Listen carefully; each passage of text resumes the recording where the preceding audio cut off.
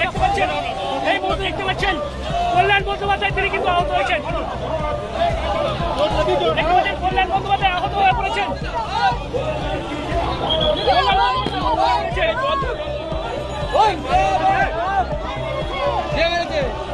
কে মারলো? কে মারলো?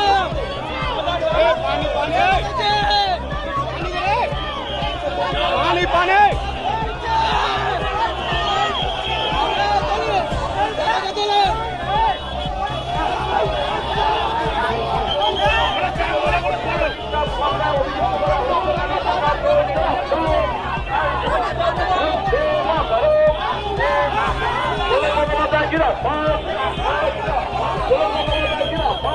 আমি কাউকে নিয়ে আসি, একা একা আসছিলাম এই চণ্ডীতলার মোড়টায়।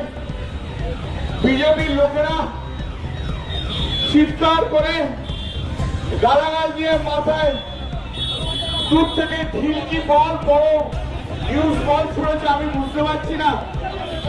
আমার মাথা দিয়ে রক্ত বেরোচ্ছে। আমি তা সত্ত্বেও আমি আপনাদের কাছে বলতে এসেছি একটাই কথা, আমার আর বলার মতো শক্তি নেই। আমার সত্যি বলার মতো শক্তি নেই। আপনারা বাংলার মানুষ,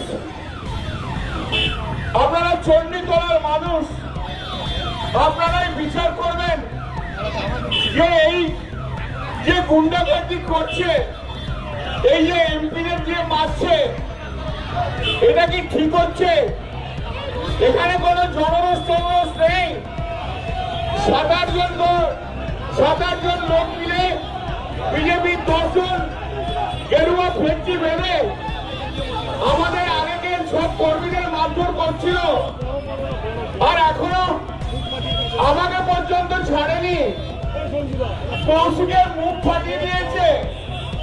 একটু আগে আমি যখন হেঁটে হেঁটে আসছিলাম তখন একজন ভদ্রমহিলা, তিনি মোটর সাইকেল করে যাচ্ছিলেন, তার পিছনে আমাদের স্বামী ছিল, রাস্তায় নেমে আমাকে বললো, দাদা আমাদের প্রচন্ড মেরেছে বিজেপির লোকজন।